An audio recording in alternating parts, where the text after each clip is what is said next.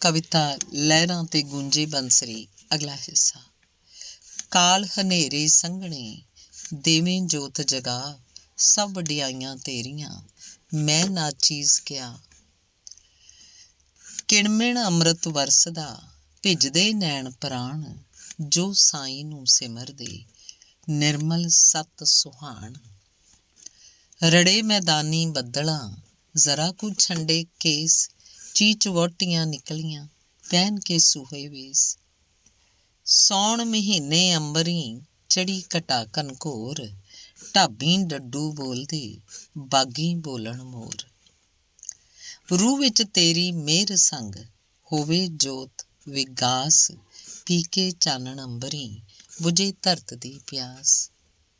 ਲਾ ਲੈ ਮਹਿੰਦੀ ਰੰਗਲੀ ਕਰ ਲੈ ਹਾਰ ਸ਼ਿੰਗਾਰ, ਪੀਆ ਮਿਲਣ ਦੀ ਹੈ ਘੜੀ ਸੋਭਾਵੰਤੀ ਨਾਰ। ਧੰਨਵਾਦ।